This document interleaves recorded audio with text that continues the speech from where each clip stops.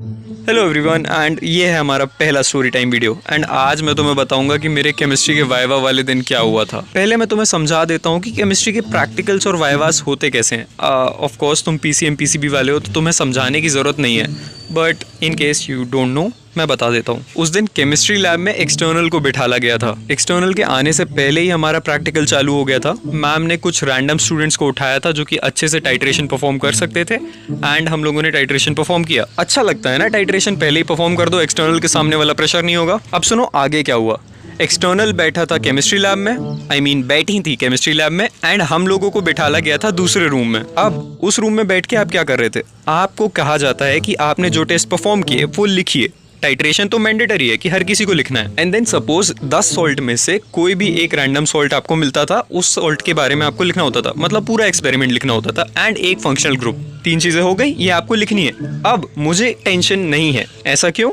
क्योंकि मेरा roll number आता था 8वें नंबर पे और उससे पहले पीसीबी वालों को बुलाया जा रहा था और मेरे से पहले बुलाए जा रहे थे 16 पीसीबी वाले, मतलब पीसीबी में 16 ही बच्चे थे, तो 16 + 7 कितने हुए? 23, मतलब 23 बच्चों के बाद मेरा रोल नंबर आता, ऐसा मैंने सोचा था। आपकी जो फाइल्स बनवाई जाती हैं आप उससे देख के दूसरे रूम में बैठ के लिख रहे होते हैं, ठीक है? आप ऐसे कोई याद करके नहीं आते सॉल्ट वगैरह के एक्सपेरिमेंट। अब मैं तो लिख रहा था मजे से कि भाई मेरे पहले 23 बच्चे हैं, मैं तो आराम से करूंगा भाई जो कुछ भी करना है। तो जैसे ही मैं पहुंचा रिएक्शन में, मोअर सॉल्ट की मैं रिएक्शन लिख रहा था टाइट्रेशन में। एंड आपको पता है वो टाइट्रेशन की जो रिएक्शंस रहती हैं 1 हाथ बराबर लंबी होती हैं। तो मैं तो रहा आलसी आदमी याद करने से, तो मैंने याद नहीं करी थी, बस मैं देख के लिख रहा था। अब मेरे सीनियर्स ने भी यही गाइड किया था कि भाई देख लिखवा देते हैं, टेंशन लेने की जरूरत नहीं। तो मैंने याद नहीं किया, बस मेरे को वेट याद था। आई गेस उस टाइम पे 373 या फिर ऐसा 352 कुछ इस टाइप का वेट था उसका, ठीक है? 2 बच्चों का वाइवा हुआ है, तीसरे नंबर पे मेरे को बुला लिया एंड मेरे आते ही उनके लिए नाश्ता आ गया, चाय बिस्किट। मैडम ने 1 बाइट ली बिस्किट की और 1 सिप लिया चाय का एंड देन पूछती है, प्रीतम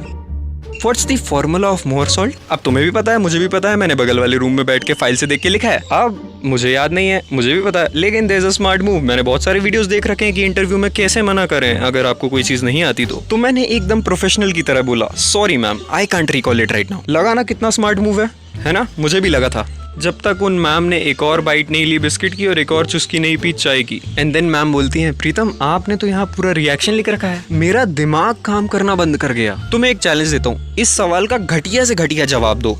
सोच लिया क्या आया मन में? जो भी आया हो, इससे घटिया नहीं होगा। मैंने बोला मैम फ्लो में लिख दिया मैंने, इससे घटिया क्या ही हो सकता है? अब एक्सटर्नल मैम बोलती हैं एक और चाय की चुस्की लेने के बाद, बेटा वही फ्लो वापस पकड़ो और इस पेपर पे लिखो, जो कि ऑफ कोर्स मैं नहीं लिख पाया। देन मैम मेरे से पूछती हैं, बेटा एमएन का ऑक्सीडेशन स्टेट रिएक्शन में पहले क्या था और बाद में क्या हुआ? मैंने फिर वही प्रोफेशनल वाला जवाब दिया। फिर वो मैम मुझे बिठाल के ऑक्सीडेशन स्टेट निकालना सिखा रही थी, जो कि मुझे आता था, बट एमएन का नहीं पता था उसमें क्या था, बाद में क्या हो गया। बट फिर मुझे याद आया कि वो यूट्यूब वीडियो में बताया गया था कि आपको ऐसा दिखाना है इंटरव्यू में कि आपके अंदर सीखने की इच्छा है।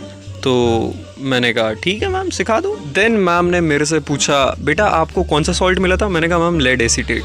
तो जो फाइल्स हमें मैम ने बनवाई थी उसके अंदर लिखा हुआ था वाइट पीपीटी बनता है, येलो पीपीटी बनता है। फॉर्मूले नहीं लिखवाए थे येलो पीपीटी वाइट पीपीटी के। उस एक्सटर्नल ने मेरे से पूरा एक्सपेरिमेंट पूछा लेड एसीटेट का। कम ऑन यार, मेरे को इतना तो आता ही होगा, लेकिन मैंने ये पूरा बताया, ठीक है? अब जैसे ही मेरे को अच्छी फीलिंग आनी शुरू हुई कि भाई मैंने एक एक्सपेरिमेंट तो पूरा अच्छे से बता दिया, लेकिन वो मैम मेरे से पूछती है, बेटा यहाँ पे जो येलो पीपीटी बन रहा है उसका फॉर्मूला बताओ। मैंने फिर कहा sorry ma'am I don't know. ठीक है, प्रोफेशनल नहीं लगा? नहीं था इस बार, सच में प्रोफेशनल नहीं था। और इस बार मैम मेरे को समझाने लगी, इंजीनियरिंग करोगे ना?